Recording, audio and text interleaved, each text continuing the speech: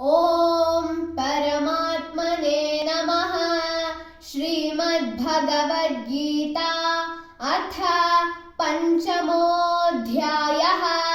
कर्मसन्न्यासयोगः। अर्जुन उवाच सन्न्यासं कर्मणां कृष्ण पुनर्योगं च शंससि यच्छ्रेय एतयोरेकम् तन्मे ब्रूहि सुनिश्चितम्। श्रीभगवानुवाच सन्न्यासः कर्मयोगश्च निःश्रेयः सकरावुभौ तयोस्तु कर्मसन्न्यासात् कर्मयोगो विशिष्यते।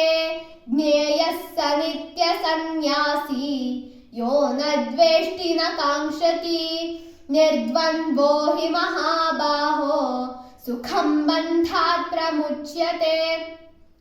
सांख्ययोगौ पृथक् बालाः प्रवदन्ति न पण्डिताः एकमप्यास्थितः सम्यक् उभयोर्विन्दते फलम्। यत्साङ्ख्यैः प्राप्यते स्थानं तद्योगैरपि गम्यते। एकं साङ्ख्यं च योगं च यः पश्यति स पश्यति। सन्न्यासस्तु महाबाहो दुःखमाप्तुमयोगतः योगयुक्तो मुनिर्ब्रह्म न चिरेणाधिगच्छति। योगयुक्तो विशुद्धात्मा विजितात्मा जितेन्द्रियः सर्वभूतात्मा भूतात्मा कुर्वन्नपि न लिप्यते। नैव किञ्चित् करोमीति युक्तो मन्येत तत्त्ववित्। पश्यन् शृण्वन् स्पृशन् जिघ्रन् अश्नन् गच्छन् स्वपन् श्वसन् प्रलपन् विसृजन् गृह्णन् उन्मिषन् निमिषन्नपि इन्द्रियाणीन्द्रियार्थेषु वर्तन्त इति धारयन् ब्रह्मण्याधाय कर्माणि सङ्गं त्यक्त्वा करोति यः लिप्यते न स पापेन पद्मपत्रमिवाम्भसा। कायेन मनसा बुद्ध्या केवलैरिन्द्रियैरपि योगिनः कर्म कुर्वन्ति सङ्गं त्यक्त्वात्मशुद्धये। युक्तः कर्मफलं त्यक्त्वा शान्तिमाप्नोति नैष्ठिकीम्। अयुक्तः कामकारेण फले सक्तो निबध्यते। सर्वकर्माणि मनसा सन्न्यस्यास्ते सुखं वशी। नवद्वारे पुरे देहि नैव कुर्वन्न कारयन्। न कर्तृत्वं न कर्माणि लोकस्य सृजते प्रभुः। न कर्मफलसंयोगं स्वभावस्तु प्रवर्तते। नादत्ते कस्यचित् पापं न चैव सुकृतं विभुः। अज्ञानेनावृतं ज्ञानं तेन मुह्यन्ति जन्तवः। ज्ञानेन तु तदज्ञानं येषां नाशितमात्मनः तेषामादित्यवज्ञानं प्रकाशयति तत्परम्। तद्बुद्धयस्तदात्मानः तन्निष्ठास्तत्परायणाः गच्छन्त्य पुनरावृत्तिं ज्ञाननिर्धूतकल्मषाः।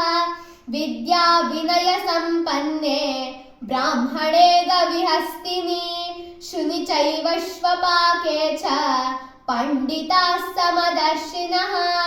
इहैव तैर्जितः सर्गः येषां साम्ये स्थितं मनः। निर्दोषं हि समं ब्रह्म तस्माद् ब्रह्मणि ते स्थिताः। न प्रहृष्येत् प्रियं प्राप्य नोद्विजेत् प्राप्य चाप्रियम्। स्थिरबुद्धिरसम्मूढः ब्रह्मविद् ब्रह्मणि स्थितः। बाह्यस्पर्शेष्वसक्तात्मा विन्दत्यात्मनि यत्सुखम्। स ब्रह्मयोगयुक्तात्मा सुखमक्षयमश्नुते। ये हि संस्पर्शजा भोगाः दुःखयोनय एव ते। आद्यन्तवन्तः कौन्तेय न तेषु रमते बुधः शक्नोति हैव ह्यः सोढुम् प्राक्शरीरविमोक्षणात् कामक्रोधोद्भवम् वेगम् स युक्तः स सुखी नरः योऽन्तः सुखोऽन्तरारामः तथान्तर्ज्योतिरेव यः स योगी ब्रह्मनिर्वाणम् ब्रह्मभूतोऽधिगच्छति लभन्ते ब्रह्मनिर्वाणम् ऋषयः क्षीणकल्मषाः छिन्नद्वैधायतात्मानः सर्वभूतहिते रताः कामक्रोधवियुक्तानां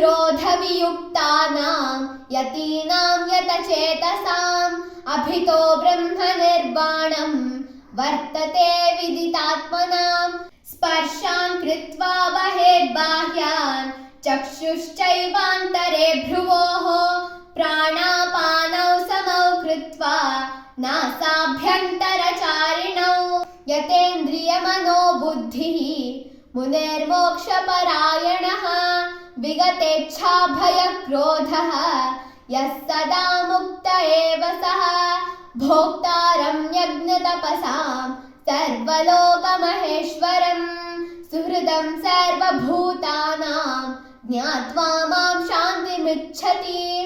ॐ तत्सत् इति श्रीमद्भगवद्गीतासु उपनिषत्सु ब्रह्मविद्यायां योगशास्त्रे श्रीकृष्णार्जुनसंवादे कर्मसन्न्यासयोगो नाम 5मोऽध्यायः। श्रीकृष्णार्पणमस्तु।